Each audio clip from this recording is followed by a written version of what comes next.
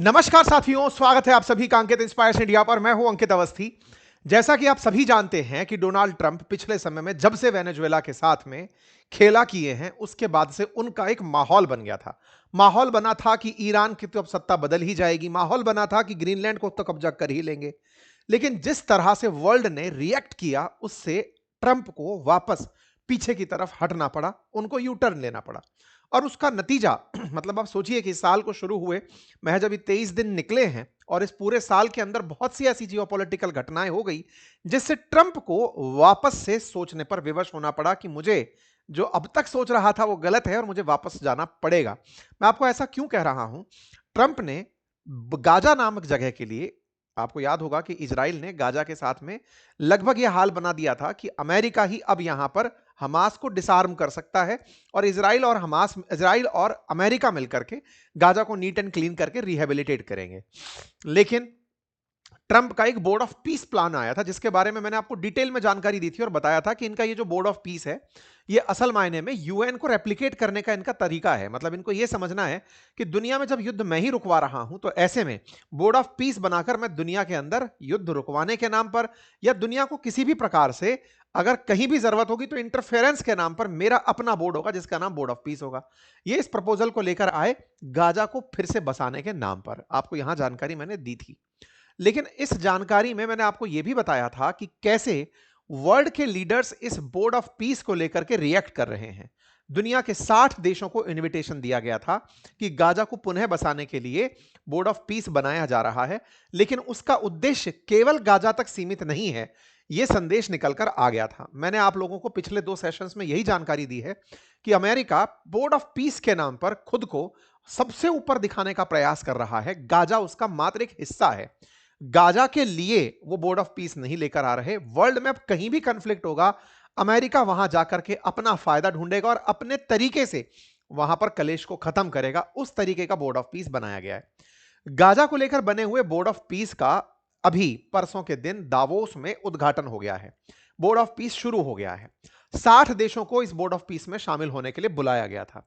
मात्र 20 देश इन board of peace में शामिल होने के लिए पहुंचे और जो 20 देश बोर्ड ऑफ पीस में शामिल होने पहुंचे, उनमें से 14 देश लगभग ऐसे थे जिन्हें अमेरिका ने ट्रैवल बैन किया हुआ है कि वहां के नागरिक अमेरिका नहीं आ सकते।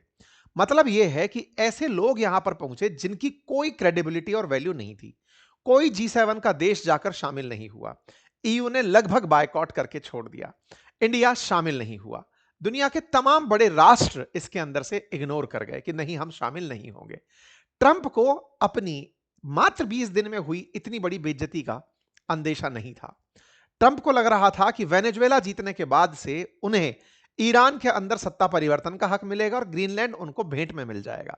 लेकिन ग्रीनलैंड के नाम पर यूरोप ने एका कर लिया और ईरान के नाम पर पूरे मिडिल ईस्ट ने एका कर लिया। ट्रंप को पीछे हटना पड़ा और ट्रंप जब पीछे हटे तो पूरे वर्ल्ड को लगा कि बेटा इनके बोर्ड ऑफ पीस को भी फेल करना पड़ेगा, अदरवाइज ये अपने आप को बहुत बड़ा आदमी समझने लगेंगे। आप सोचकर देखिए, ट्रंप के जो सुपर फैन टाइप के देश हैं वही ट्रंप के बोर्ड ऑफ पीस में जाकर शामिल हुए। ट्रंप का बोर्ड ऑफ पीस पूरी तरह से बायकॉट कर दिया गया लोगों के द्वारा। भारत ने इसमें शामिल होने से कुछ भी नहीं कहा, लेकिन शामिल होने ही नहीं गया। मतलब एक तो होता है कि इनविटेशन डिक्लाइन कर दिया जाए कि नहीं आएंगे, जाओ तुम्हारे कार्यक्रम में, और एक होता है कि इनविटेशन आया था, गए नहीं हम। भारत ने जैसे शादी का कार्ड आने के बाद उस शादी में कई बार लोग नहीं जा पाते, किसी समारोह में शामिल नहीं हो पाते, बिल्कुल वैसा हमने बोर्ड ऑफ पीस के साथ कर दिया। बोर्ड ऑफ पीस की दावोस के अंदर बैठक बैठती है। दावोस के अंदर जो अभी बैठक वर्ल्ड इकोनॉमिक फोरम की चल रही थी, उसी के साइडलाइन में ट्रंप आते हैं, 20 राष्ट्राध्यक्ष और उनके प्रतिनिधियों को बुलाते हैं और बुला करके इसका सीधा सीधा उद्घाटन कर देते हैं। जैसा मैंने आपसे पहले भी कहा था कि ट्रंप का प्लान गाजा तक सीमित नहीं है। यह बात मैंने आप लोगों को आज से 4 दिन पहले बता दी थी और यह बता दिया था कि गाजा के नाम पर ट्रंप असल मायने में वर्ल्ड के साथ खेल रहे हैं। इसके बाद हमने खुद ने आपको यह भी जानकारी दी थी कि बोर्ड ऑफ पीस के उद्देश्य ट्रंप कुछ और लेकर चल रहे हैं। इन्हीं क्रम में इनके द्वारा बोर्ड ऑफ पीस की स्थापना कर दी जाती है। और बोर्ड ऑफ पीस में कौन से देश शामिल होते हैं, भारत शामिल क्यों नहीं हुआ, ये सारे प्रश्न अब मैं आपको एक एक करके जवाब देने जा रहा हूं। और इनसे बड़ा प्रश्न जिसका जवाब हम देने जा रहे हैं वो ये कि पाकिस्तान इस बोर्ड ऑफ पीस में शामिल हो गया है, लेकिन पाकिस्तान के अंदर ही पाकिस्तान का विरोध शुरू हो गया है। तो असल मायने में बोर्ड ऑफ पीस ना केवल ट्रंप का फेलियर रहा, अपितु पाकिस्तान की भी मजाक बनने का बड़ा कारण बना। दुनिया का कोई पावरफुल देश उसमें शामिल नहीं हुआ, तो क्या ट्रंप अपने बोर्ड ऑफ पीस को चला पाएंगे? यह सबसे बड़ा प्रश्न बनकर निकला है। इन सारी बातों का गहन विश्लेषण करेंगे, सारे तथ्य आपके सामने लेकर आएंगे, लेकिन उससे पहले एक सबसे जरूरी बात, और वो ये कि एक छोटा सा कार्य जो हम अक्सर आपसे रिक्वेस्ट करते हैं, वो है चैनल को सब्सक्राइब करने का। मेरे प्यारे साथियों, जहां आप मुझे सुन रहे हैं उसके नीचे एक सब्सक्राइब का बटन दिया हुआ है, जिसे दबाने में कोई खर्च नहीं आता, आपका समय लगता है 2 सेकंड का, लेकिन आपकी ये 2 सेकंड की कीमत हमारे लिए हौसला बनती है। अगर आप इस छोटे से काम को करते हुए आगे बढ़ें, तो ये हमारे लिए बहुत ही सकारात्मक रहेगा, हमारे हौसले को बढ़ाएगा, हम आप तक और अच्छा काम लेकर पहुंचेंगे, ये और सुनिश्चित करेगा। आइए आगे बढ़ते हैं। जैसा कि आप सभी जानते हैं कि वर्ल्ड इकोनॉमिक फोरम की दावोस के अंदर मीटिंग हुई, और इस मीटिंग में लगभग 400 टॉप पॉलिटिकल लीडर्स पहुंचे, 6 G7 कंट्रीज के मेंबर पहुंचे, 65 यहां पर स्टेट हेड्स और उनके स्टेट गवर्नमेंट के हेड्स पहुंचे, 3000 से ज्यादा यहां पर लीडर्स पहुंचे थे। उनमें से ट्रंप जैसे लीडर प्रमुख थे, मैक्रोन थे, जेलेंस्की थे, सांचेज थे, ये प्रमुख लीडर्स थे जो यहां पर पहुंचे थे। लेकिन सबका ध्यान असल में ट्रंप पर था, क्योंकि ट्रंप ने निकलने से पहले माहौल बना दिया था कि मैं ग्रीनलैंड को लेकर कोई मास्टर प्लान जारी करूंगा। लेकिन उनकी हवा 20 तारीख को ही यूरोपियन यूनियन ने निकाल दी, जब फ्रांस ने और उर्सुला वॉन डेन यानी कि ईयू की कमीशन हेड ने यह बात कही कि कुछ भी हो जाए, हम यूरोप का हिस्सा ग्रीनलैंड को, अमेरिका को यूरोप का हिस्सा ग्रीनलैंड नहीं लेने देंगे, हम उसकी संप्रभुता के लिए और उसका डेनमार्क का बना रहने के लिए पूरी मेहनत करेंगे। ट्रंप यहां आते हैं, इनका हाल पहले ही बिगड़ चुका होता है कि अब वो ग्रीनलैंड को लेकर पीछे ही हटेंगे, उनके पास कोई विकल्प नहीं बचा।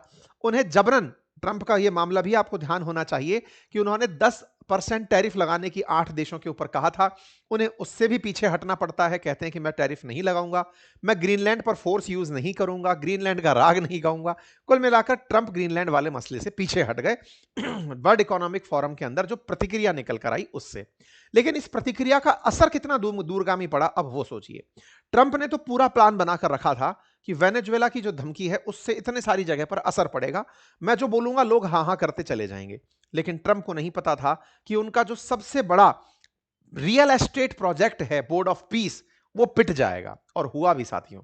इन्होंने इस पूरे कार्यक्रम में जब ग्रीनलैंड को धमका रहे थे, ईरान को धमका रहे थे, उस समय पर 60 देशों को इनविटेशन भेजा था कि आओ और बोर्ड ऑफ पीस में शामिल हो जाओ। लेकिन उन 60 देशों में से कुछ चुनिंदा देश जो आपके सामने तस्वीरों में हैं, उनके प्रतिनिधि या उनके विदेश मंत्री, राष्ट्राध्यक्ष या उनके विदेश मंत्री यहां पर प्रेजेंट होते हुए आपको दिखाई दे रहे हैं। कुल 20 राष्ट्र यहां पर पहुंचते हैं, और इन 20 राष्ट्रों में जिस तरह का लीडरशिप था, उनमें कोई ग्लोबल लीडर जिसका रिकॉग्निशन हो या कोई G7 का कंट्री मेंबर, कोई शामिल नहीं था।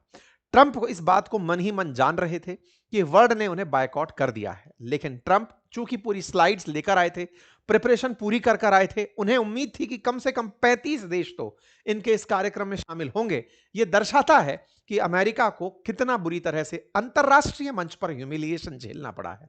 अमेरिका के राष्ट्रपति को एक एक करके राष्ट्राध्यक्षों को साथ में बिठाकर अनाउंस करना पड़ा कि देखो बोर्ड ऑफ पीस मैंने बना दिया है, हम आगे चल करके डिस्प्यूट्स को रिजॉल्व करेंगे, हम गाजा को लेकर के काम करेंगे और वर्ल्ड में और चीजों को लेकर के काम करेंगे। ये अपनी तरफ से बात करते हुए निकलते हैं। गाजा के अंदर तो प्रॉब्लम दूर करेंगे ही करेंगे, लेकिन ready to mobilise global resources and force accountability, और आने वाले समय में next critical phases of demilitarisation के साथ साथ आने वाले समय में जितने भी महत्वपूर्ण कार्य होंगे वो सब किए जाएंगे। ऐसा कहकर के इन्होंने अपनी तरफ से बोर्ड ऑफ पीस अनाउंस किया। व्हाइट हाउस ने बकायदा इन्हें प्रेसिडेंट ऑफ पीस के नाम से नवाज ही रखा है, लेकिन प्रेसिडेंट ऑफ पीस आज अपने यूरोपियन साथियों को वहां न देखकर बहुत दुखी रहे होंगे, क्योंकि Canada, France, UK, Italy, Japan और जर्मनी इसके अंदर शामिल नहीं हुए। सबने अपनी अपनी तरफ से ना बोल दिया, कारण बता दिया, या फिर इनविटेशन एक्सेप्ट ही नहीं किया। बोर्ड ऑफ पीस के अंदर जो नेता आए थे, उनमें से कुछ ही चेहरे ऐसे हैं जिन्हें शायद आप जानते हो, जैसा कि ट्रंप का चेहरा, लेकिन उसके अलावा कोई वर्ड रिकॉग्नाइज अगर बात की जाए तो कोई इनमें से बड़ा चेहरा शामिल नहीं था। हां, प्रेसिडेंट ऑफ इंडोनेशिया सुबियांतो यहां पर जरूर शामिल थे, जिन्हें शायद आप रिकॉग्नाइज करते हो। इसके अलावा जो अपने पड़ोसी हैं पाकिस्तान के शहबाज शरीफ, वो यहां पर जरूर मौजूद थे। कोई भी ऐसा चेहरा या ऐसा कोई भी प्रतिष्ठित देश जिसका ग्लोबल रीच हो, फुटप्रिंट हो, वो इस बैठक के अंदर शामिल नहीं हुआ। कुल मिलाकर के बात यह रही कि यहां पर अमेरिका ने 35 देशों की कल्पना की, 20 देश मिले और उनमें से अधिकांश यूरोपियन देश गायब मिले, जो यह दर्शाता है कि ट्रंप अब सोशली पूरी तरह से ग्लोबलाइजेशन के साथ लड़ने वाले ट्रंप, जिन्हें यह लगता था कि वैश्वीकरण बुराई है, आज विश्व ने उन्हें अकेला छोड़ दिया।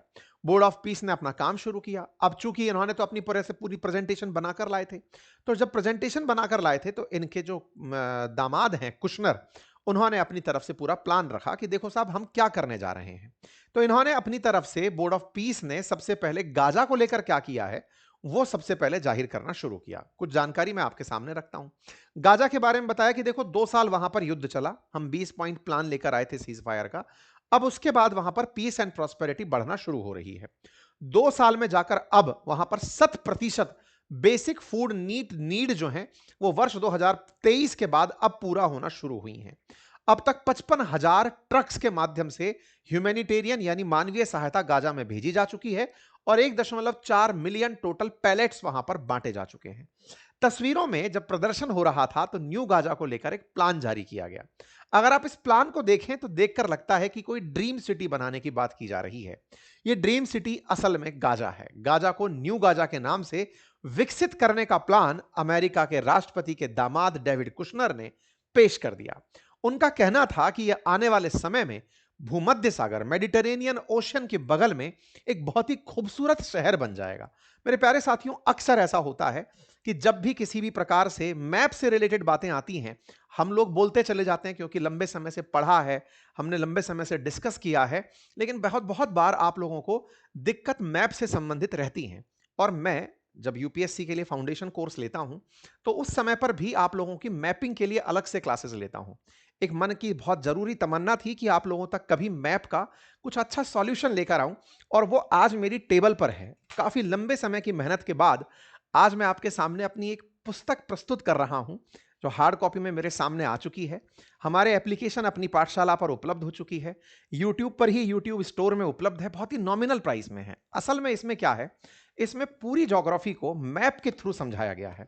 4 कलर्स के साथ में यहां पर हर जानकारी को मैप के साथ साथ, और पूरे की पूरे मैप और उस मैप की जो जबरदस्त जानकारी है उसको इधर रखा गया है। ये इतनी जनरल पुस्तक है कि इसे हर बच्चे को, और जो भी इंटरेस्ट रखता है ज्योग्राफी में, जो भी विद्यार्थी है भी और नहीं भी, वो इसको देख सकते हैं, क्योंकि इसमें हमने बुलेट पॉइंट्स के साथ साथ वो सारे फैक्ट्स साझा किए हैं जो आप लोगों के लिए बहुत ज्यादा जरूरी है। मैं ये मानता हूं कि ज्योग्राफी में अगर आपकी रुचि है, वर्ड ज्योग्राफी और इंडियन ज्योग्राफी में, तो आपके लिए यहां पर बहुत ही खूबसूरत तरीके से बुलेट पॉइंट्स के साथ जानकारियां उपलब्ध कराई गई हैं। आप इसे अभी ऑर्डर कर सकते हैं। ये बहुत खूबसूरत पुस्तक है आपके लिए। इसका लिंक हमने कमेंट बॉक्स में पिन कर दिया है।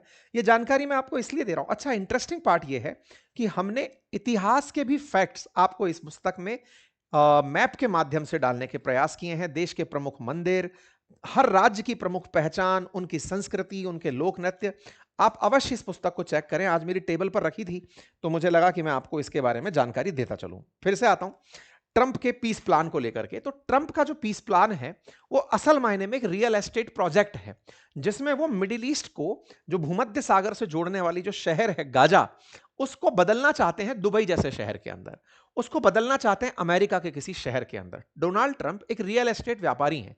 उनकी कई इमारतें इंडिया में भी हैं और उनका ट्रंप टावर बहुत सी जगह फेमस है। मतलब बहुत सी जगह पर वो ट्रंप अपनी कंपनी के नाम से ही काम करते चलते हैं, अपने नाम से ही काम करते हुए चलते हैं।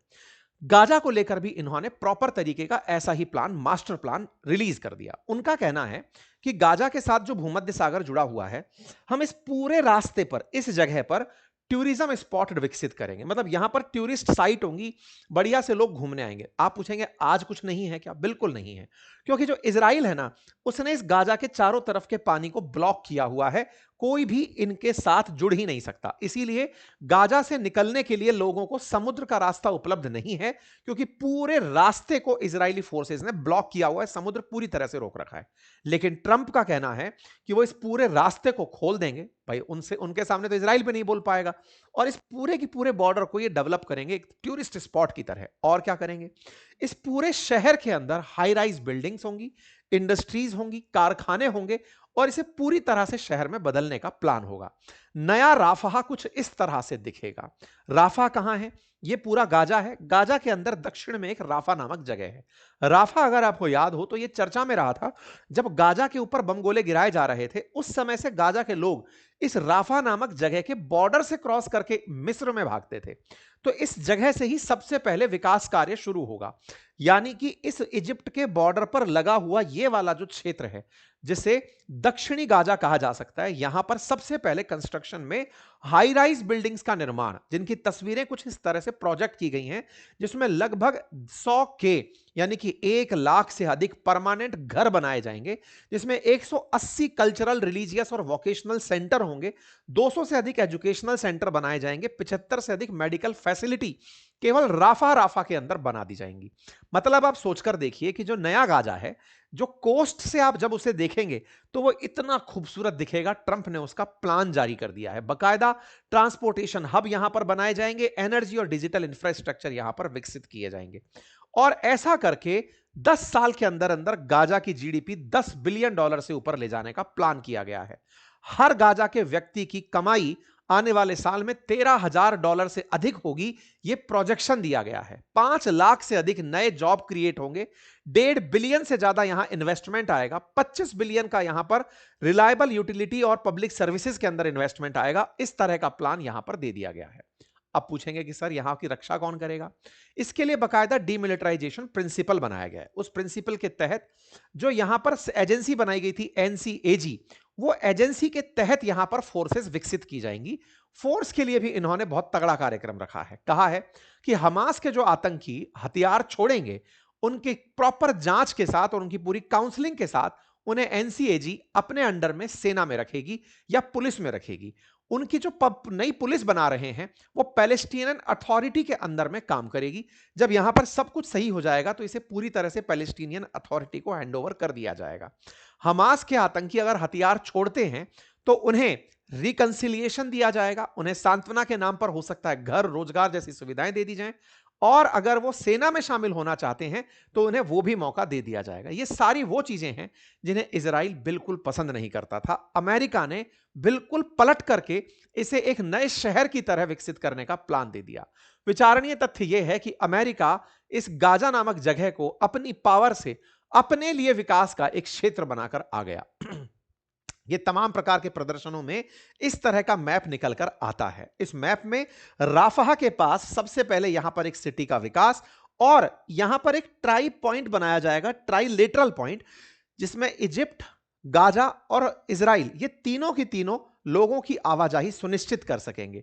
यहीं पर ही एयरपोर्ट प्रस्तावित किया गया है ताकि इजराइल कभी अंदर घुसने के बारे में ना सोचे। सोचिए, जिस इजराइल के साथ अमेरिका ने पूरा गाजा की सफाई करवाई, आज उस गाजा में जब पूरी तरह से उसे लगता है कि अब रिकंस्ट्रक्शन का स्पेस बचा है, सब तरफ मलबा ही मलबा बिखरा पड़ा है, तो इसे हटाओ, नया शहर बनाओ। और उसको बनाने में अमेरिका ने, जैसे कई बार आप फिल्मों में नहीं देखते, अपनी हिंदी फिल्मों में दिखाते हैं कि कई बार अपराधियों के थ्रू बहुत सारे पैसे वाले लोग कई सारी झुग्गी झोंपड़ियों को साफ करवा देते हैं, फिर वहां पर हाई राइज बिल्डिंग बनाते हैं। बिल्कुल वैसे ही अमेरिका ने इजराइल से शायद गाजा की सफाई करवाई, और यहां पर अब वो पूरी तरह से नया शहर बसाने की प्लानिंग कर रहा है। नए शहर में कल्पना देखते ही ऐसा लगता है जैसे किसी आप बहुत ही आधुनिक शहर में आ गए हों। इस प्रकार की इन्होंने स्टेज जारी कर दी। आप में से बहुत सारे साथी इस बारे में सवाल पूछेंगे। ये तो बहुत ही अच्छी बात है, जब इस तरह का स्थिति बन रहा है तो इसमें बुराई क्या है? गाजा का नया अवसर, नया दिन बनेगा, सब कुछ अच्छा होगा, इसमें बुराई क्या है? कोई भी बुराई दूर दूर तक नहीं है। बुराई सिर्फ इतनी सी है कि गाजा गाजा के लोगों का है। गाजा गया कहां? अगर आपको इस जगह पर इतना ही मौका दिख रहा है, फिर तो हर देश जो कोस्ट पर है, आप आइए, उसको नया बनाइए और चले जाइए। फिर तो आप श्रीलंका के साथ भी ऐसा ही कर लीजिए, फिर तो मालदीव, मॉरिशस, लक्षद्वीप, सबके साथ यही कर लीजिए, अंडमान के साथ ये कर लीजिए। अमेरिका अगर यही सब सोच करके काम कर रहा है, तब तो उसके लिए यही थोड़ी दुनिया का हर शहर बसाने के लिए जगह हो जाएगी। यहां सारा की सारा जो खेला खेला गया, जो धोखा हुआ, वो गाजा के मुसलमानों के साथ हुआ, जिसके लिए मुस्लिम देश कभी एक सुर में सुर गाकर कहते थे कि तुम्हारे अधिकारों के लिए हम लड़ेंगे। आज उस गाजा की कंप्लीट सफाई सफाई होगी, दूसरी कंपनियां आकर, दूसरे शहर के लोग आकर के, दूसरी दुनिया की ताकतें आकर यहां बस जाएंगी। अरे बसावट से ही तो दिक्कत थी। कभी इजराइल भी तो ऐसे ही फिलिस्तीन के अंदर आया था। आज गाजा पूरी तरह से अमेरिका ले गया और उसमें अपने साथ 20 ऐसे पपेट्स को भी साथ ले आया जिनकी कोई वैल्यू नहीं है। पाकिस्तान जैसा देश जो कभी फिलिस्तीनियों के लिए संघर्ष कर रहा था, आज उसकी मजाक इस बात पर बन रही है कि उसका कोई स्टैंड ही नहीं बचा। आज पाकिस्तान के लोग गाजा के नाम पर कुछ कह ही नहीं पाएंगे कि गाजा में हमारे लोग गए कहां। यहां पर पूरी तरह से माइग्रेंट्स को बसा दिया जाएगा, पूरी तरह से अमेरिकी और विदेशी लोग आकर यहां बसने लगेंगे और यहां पर पूरी तरह इजराइल की तरह माहौल बना दिया जाएगा। जिस इस्लामिक रेवोल्यूशन के लिए इन लोगों ने संघर्ष किया, जिसके लिए इनको लगता था कि गाजा हमारी फिलिस्तीन की पहचान है, पाकिस्तानी और इस्लामिक वर्ल्ड के जो देश हुआ करते थे उनकी सबसे बड़ी पहचान थी कि नहीं, गाजा में यहूदियों ने सफाई कर दी है, वो नहीं होनी चाहिए। उससे भी बड़ी सफाई का प्लान वो लेकर आता है और उसमें पाकिस्तान जैसे देश, सऊदी जैसे देश उनके साथ होकर खड़े हो जाते हैं। इससे बड़ा क्या मजाक बनेगा। खैर, कुशनर से जब पूछा गया कि भाई साहब कोई प्लान बी है क्या, बोले कोई प्लान नहीं है, सिंपल प्लान है, यही काम करने वाले हैं। बोले हमास के साथ क्या होगा, बोले देखिए, अगर हमास हथियार नहीं छोड़ता है तो जिन क्षेत्रों में हमास रहेगा उनमें विकास नहीं होगा। मतलब इन लोगों ने उसे केवल और केवल एक प्रॉपर्टी के रूप में देखा है, एक बड़ी कॉलोनी के रूप में देखा है। राफा वाला सेंटर सबसे साफ है, अभी वहां पर कोई दिक्कत नहीं है, तो बोले वहीं पर बेच खाएंगे। और ये जो लोग, इतने सारे देशों को पकड़ा गया है, असल में अमेरिका इन सब से $1-1 बिलियन ले लेगा और इन्हें भी कुछ ना कुछ इन्वेस्टमेंट करने की वहां पर कहेगा, क्योंकि वर्ल्ड बैंक का अनुमान है कि पूरे गाजा को बसाने में $70 बिलियन का खर्चा आएगा। ऐसे में अभी 20 ही ग्राहक मिलकर आए हैं, तो 20 बिलियन तो ले लेगा। पाकिस्तानियों की मजाक ही इस बात पर बन रही है कि यार ये मतलब कैसे कर पाएंगे ये, जो कि जीते ही पाकिस्तान के, अमेरिका के नाम पर। खैर, फिलहाल के लिए इन्होंने गाजा के अंदर ये सारे खेले कर दिए हैं। अब सवाल बनता है कि क्या नेतन्याहू को ये सब पसंद आएगा? जवाब है नहीं। आंसर है, प्रश्न बनता है क्यों? क्योंकि असल में जिस गाजा में ये राफा नामक जगह पर मल्टी स्टोरी बिल्डिंग्स बना रहे हैं, उस जगह पर ही, क्योंकि मैं गया हूं उस बॉर्डर पर, मैंने आपको वहां से रिपोर्ट्स भी दी हैं और आपको बताया भी है, बिल्कुल उस बॉर्डर तक इजराइल ने अपनी आईडीएफ, इजरायली डिफेंस फोर्सेस के मचान और मोर्चे बनाए हुए हैं, जहां से वो गाजा में देखते हैं। अब गाजा अगर 100 मंजिल की ऊपर बिल्डिंग पर बैठा हुआ कोई आदमी है, वो वहां से उठ करके इजराइल देख रहा है। आप में से कुछ लोग कहेंगे अरे सर ऐसे थोड़ी होता है, हमारे इंडिया में ऐसे। इंडिया बहुत बड़ा देश है, मतलब इजराइल और गाजा, ये मतलब आप ऐसे समझिए कि राजस्थान में कई गाजा बन जाए, मतलब ऐसे समझ कर चलिएगा, ठीक है। मतलब इतने छोटू सी जगह है वो, है ना। तो ऐसे में अगर कोई मल्टी स्टोरी बिल्डिंग बनाकर बैठा है और उसको सब पता है कि इजराइल में वहां पर वो है, वो वहां से भी पत्थर और मोर्टार और दागे लगे ना, तो इजराइल को बहुत नुकसान हो। तो इजराइल कभी नहीं चाहेगा कि राफा में हाई राइज बिल्डिंग्स बने जहां से इजराइल पर निगरानी रखी जा सके, क्योंकि इजराइल ने पूरी बॉर्डर पर फोर्सेस बिठाई हुई हैं, तो फोर्सेस को वहां से पीछा हटना पड़ेगा। सवाल है, तो क्या इजराइल इस चीज के लिए एग्री हो जाएगा? देखिए नहीं होगा, लेकिन उसकी मजबूरी यह है कि अगर वो साथ नहीं हुआ तो और कोई यहां पर, क्योंकि ट्रंप तो सनक में चल रहे हैं, वो यहां पर इजराइल की खिलाफत करते हुए किसी और देश की एंट्री करा देंगे और वहां पर एक बहुत बड़ा मामला फंस जाएगा। तो इजराइल यहां पर इनके इनविटेशन को स्वीकार करके शामिल तो हो गया, बोर्ड ऑफ पीस के अंदर प्रेजेंट भी हो गया। इनके बोर्ड ऑफ पीस में जो प्रमुख चेहरे हैं, उनके साथ जो 20 नए चेहरे जुड़े, उनमें से ये साथ में जुड़कर जरूर आ गया, लेकिन वो यहां पर विकास कार्य नहीं होने देगा। आप पूछेंगे ये आपको कैसे लगता है? लगता यह है कि अब हमास को फिर से वो ये कहकर उकसाएगा कि देखो तुम्हारे हाथ से हथियार छीने जाएंगे, तो हमास अपने हथियार छोड़ेगा नहीं, और जब नहीं छोड़ेगा तो विकास और अशांति एक साथ चल नहीं सकती। तो ऐसे में अगर वहां पर इस तरह का आतंक रहेगा तो वो सारी की सारी डेवलपमेंटल गतिविधियां अटकी रह जाएंगी। आपको फिर से हमास के कुछ हमले हो सकता है सुनने को मिले, क्योंकि इजराइल इसे पसंद नहीं करेगा। मैं आपको पहले ही ये सारी जानकारी दे रहा हूं। कुल मिलाकर इन लोगों ने ये सारा खेला किया, अमेरिका ने अपना शक्ति प्रदर्शन किया, कई ऐसे देशों को बुलाया। इंटरेस्टिंग बात है कि अमेरिका अब तक कहता है कि वो 8 युद्ध रुकवा चुका है, कुल मिलाकर 16 देश भी यहां पर प्रेजेंट वो नहीं हुए जिनके युद्ध रुकवाने की इन्होंने बात की। और तो और लोगों ने मुंह पर ही मना कर दिया कि हम शामिल होने नहीं आ रहे हैं। जो शामिल होने नहीं आए उनमें से जर्मनी का सबसे बड़ा नाम लिया जा रहा है। जर्मनी ने कहा कि हमारा कानून अलाउ नहीं करता कि हम किसी ऐसे बोर्ड में शामिल हो जो यूएन से इतर हो। भाई साहब, इन्होंने साफ कहते हुए इनकार कर दिया। फ्रांस ने आउटराइटली डिनाई कर दिया। जब ये सब लोग मना करने लगे तो भाई साहब ट्रंप को बुरा लगने लगा। तो ट्रंप ने खुद से खुद की इज्जत रखते हुए कनाडा के कार्नी को अपनी तरफ से इनविटेशन रद्द करने का मैसेज किया कि डियर प्राइम मिनिस्टर कार्नी, आपको मैंने इनविटेशन भेजा था लेकिन मैं उसे वापस ले रहा हूं। इंटरेस्टिंग बात है कि आपने इतने सारे देशों को भेजा, वो भी नहीं आए, लेकिन कार्नी को ह्यूमिलिएट करने के लिए कि मैंने तुम्हें न्योता दिया था, बड़ा मत समझ लेना अपने आप को, मैं अपना न्योता वापस मांग रहा हूं, और न्योता वापस मांग लिया गया। खैर, कुल मिलाकर ट्रंप ने अपनी अंतरराष्ट्रीय स्तर पर मजाक बनवा ली। लोग इनकी खूब मजाक बना रहे हैं। लोग कह रहे हैं कि इन्होंने अल्टीमेटली वही किया जो रूस चाहता था, या फिर इनके साथ में जो इनके जोकर साथी हैं वो चाहते थे, उनको खुश करने के लिए इन्होंने ऐसा किया। इनमें सबसे ज्यादा मजाक बना पाकिस्तान का, क्योंकि पाकिस्तानियों के बारे में तो ये कहा जा रहा था कि ये वो देश हैं जो कहीं ना कहीं अमेरिकी सहायता पर जिंदा हैं, तो बोर्ड ऑफ पीस में शामिल होकर के इन्होंने क्या ही उखाड़ लिया। 12 देश तो वो हैं जिन पर अमेरिका ने ट्रेवल बैन लगा रखा है। पाकिस्तानी जब यहां पर पहुंचे तो बाकायदा बड़े ही अच्छे से बताया कि देखो हम वर्ल्ड इकोनॉमिक फोरम में पहुंच गए हैं, ट्रंप के साथ बैठ करके हमने बोर्ड ऑफ पीस साइन कर लिया है।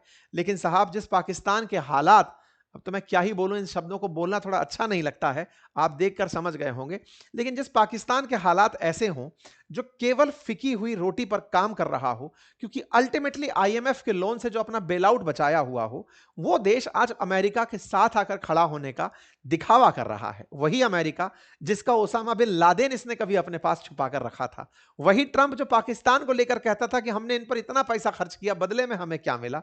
आज वही पाकिस्तान अमेरिका का हाथ थामे खड़ा है। आसिम मुनीर इनकी ट्रॉफी बनकर खड़े हुए हैं। आसिम मुनीर को देख करके पाकिस्तान को यह विश्वास है कि एक दिन पाकिस्तान ही है जो उसे मिडिल ईस्ट में कभी यूज करने की जगह मिलेगा, क्योंकि यह खरीदा जा सकता है। वो पाकिस्तान जो कभी इजराइल को मान्यता नहीं देता था, आज वो इजराइल के साथ बोर्ड ऑफ पीस में बैठा हुआ है। इंटरेस्टिंग है, आज पाकिस्तान खुद उस बोर्ड में बैठा है जहां इजराइल सर्वाइव कर रहा है, इजराइल एग्जिस्ट करता है। वो उस जगह बैठा है जहां इजराइल का इंटरफेरेंस है, जहां गाजा को मिटाने की कवायद है, पूरे गाजा को खत्म करने की कवायद है, वहां पर पाकिस्तान बैठा है। मेरे साथियों, पाकिस्तान की उसके खुद के देश में बहुत ज्यादा ट्रोलिंग हो रही है, मंत्रियों की ट्रोलिंग हो रही है, लोग उनके खिलाफ बयानबाजी कर रहे हैं, न्यूज चैनल्स पर बहस और डिबेट चल रही है कि पाकिस्तान ने यह क्या कर दिया। गाजा में इस तरह से फॉरेन इन्वेस्टर्स के नाम पर अमेरिका को खुलेआम गाजा का भविष्य बेचने का यह काम क्या किया। पाकिस्तान सरकार बोली हम अकेले नहीं थे, 8 और मुस्लिम देश थे, उन्होंने भी यही किया। मैं तो बहुत पहले से आपसे कहता आ रहा हूं कि ट्रंप ने नेतन्याहू के माध्यम से गाजा को क्लीन करवाया है, और उन्होंने बकायदा जब कतर पर गोला फेंकवाया या ईरान पर जब प्रेशर बनाया, तो वो इसीलिए था कि वो गाजा को ले सकें, और यहां पर ये सब के सब इस पपेट के साथी बन गए। मुसीबत ये थी कि पाकिस्तानियों को ये बात समझ में इसलिए नहीं आई क्योंकि उन्हें भारत विरोधी शहद चटाया गया कि आप भारत के विरोध में हैं, मस्त रहिए, और पाकिस्तानी खुश रहने लगे। लेकिन पाकिस्तान की अपोजिशन पार्टी, जो कि पाकिस्तान में इमरान खान की पार्टी पीटीआई है, वो निकल करके आती है और वो कहती है कि हमने बहुत पहले कहा था कि ये गाजा को बेच देंगे ये लोग, हमने बहुत पहले कहा था कि शहबाज शरीफ एक दिन अमेरिका के साथ इसलिए होंगे ताकि कहीं ना कहीं वो हमें, यानी कि शहबाज, इनको, इमरान खान को जेल से बाहर ना निकलने के लिए प्रेशराइज करें। कुल मिलाकर के आज इमरान खान के बयान खूब सारे पाकिस्तान में चल रहे हैं। जो बात बोल रहे हैं वो यहां पर होती दिख रही है। लोगों को लगता है कि इमरान खान ने 3 साल पहले ही यह बता दिया था कि पाकिस्तान किस तरह से शहबाज शरीफ के नेतृत्व में आगे बढ़ेगा। अब फिलहाल के लिए पाकिस्तान में इमरान की पार्टी डिमांड यह कर रही है कि पीस बोर्ड के अंदर की सदस्यता पाकिस्तान वापस ले और इनकार करे कि वो इसमें शामिल नहीं हो सकता, क्योंकि गाजा को वो नहीं बिकने दे सकता। खैर, जो भी है, पाकिस्तान का पाकिस्तान जाने। पाकिस्तान के काफी सारे मीम बन रहे हैं, जिसमें से ट्रंप के साथ बैठे हुए शहबाज शरीफ आसिम मुनीर दिखा रहे हैं कि सर देखिए वहां पर आसिम मुनीर बैठा हुआ है, देख लीजिए वो भी आए हैं, ऐसा कहते हुए तस्वीरें यहां पर निकल करके बाहर आती हैं। जब इनसे पूछा गया कि $1 बिलियन कहां से लाओगे, क्योंकि उसमें $1 बिलियन की बात हो रही है, तो बोले आईएमएफ से लेंगे और उन्हीं को वापस पकड़ा देंगे। कुल मिलाकर के पाकिस्तान का एपिसोड बहुत ही मजाक भरा है, इस पर ज्यादा समय देने की अपन को आवश्यकता नहीं है। बड़ा सवाल फिर बचता है, भारत क्यों नहीं गया, रूस जैसे देशों की क्या प्रतिक्रिया रही। देखो, पुतिन तो बड़े स्मार्ट निकले, उन्होंने कहा बोर्ड ऑफ पीस में शामिल होना है, हो जाएंगे। बस पॉइंट ये है कि हम वहां पर जो पैसा लगाना चाहते हैं ना, जो हमारा पैसा अमेरिका ने ब्लॉक करके रखा है ना, एसेट फ्रीज किए हुए हैं ना, उनमें से निकाल लेना। कुल मिलाकर के ट्रंप को पुतिन ने उन्हीं की भाषा में जवाब देते हुए कहा कि मेरा पैसा आपके पास रखा है ना सर, वो यूज कर लेना। ना तो वो एसेट फ्रीज हटेंगे, ना ही पुतिन इसमें शामिल होंगे। रही बात भारत की, भारत इसमें शामिल क्यों नहीं हुआ? भारत को इनविटेशन था, जिसके अपन ने सेशन भी किया था। भारत के शामिल ना होने के कई कारण हैं। भारत ऐसे किसी भी मंच पर जहां पर भारत के ही मित्रों के बीच में फैसला हो रहा हो, भारत मध्यस्थता करने यूएन के अलावा नहीं जाता। भारत ने इजराइल और फिलिस्तीन दोनों को मित्र माना है, और ट्रंप की स्थिति को लेकर भारत पहले ही पीछे हट चुका है। क्योंकि ट्रंप के जो पलटने वाले बयान हैं, उनके बार बार पलटते बयान हैं, दुनिया के देशों में किसी के भी सगा ना रहने की उनकी नीति है, ग्लोबलाइजेशन को आउटराइटली डिनाई करने की उनकी जो पोजीशन है, उससे भारत पूरी तरह से अपने आप को बचा के चल रहा है कि सुनो भाई, तुम्हें जो करना है करो, ना हम मना करेंगे ना हम आएंगे, तुम्हारा इन्विटेशन था, थैंक यू सो मच, बहुत अच्छा रहा। भारत ने फिलिस्तीन और इजराइल दोनों के साथ अपना साम्य क्रिएट रखा, और भारत के पूर्व डिप्लोमेट्स ने भी यही बात बोली कि भारत को नहीं जाना चाहिए। इस पोजीशन पर जाकर के भारत को ऐसे सेटअप पे सेट नहीं बैठना चाहिए जहां पर ट्रंप अपने आप को सबसे ऊपर रखने की बात कर रहे हो। भारत आज तक किसी गुट में शामिल नहीं हुआ, आगे भी नहीं होगा। यूएन के अंदर अगर कोई बात बनती है तो भारत को जाना चाहिए। कुल मिलाकर के ट्रंप का इंटरनेशनल बायकॉट हुआ, आपने होते देखा। आपने पाकिस्तान के बारे में जो ख्याल थे वो दुनिया के आपने सुने। भारत का स्टैंड आपको पसंद आया या नहीं, वो अपनी राय कमेंट बॉक्स में लिखें। चैनल पर नए हैं तो सब्सक्राइब कर लें। फ्री डीमैट अकाउंट का लिंक भी कमेंट बॉक्स में लगाया है, वो देख लें। और हमारी ये किताब जो मैंने आपको बताई है, इसे आप एक बार जाकर अवश्य देखें। बहुत ही नॉमिनल प्राइजेस में किताब उपलब्ध है। आप इसे ऑनलाइन ही मंगा सकते हैं, ऑफलाइन ये उपलब्ध नहीं है। थैंक यू सो मच, अपना ख्याल रखें।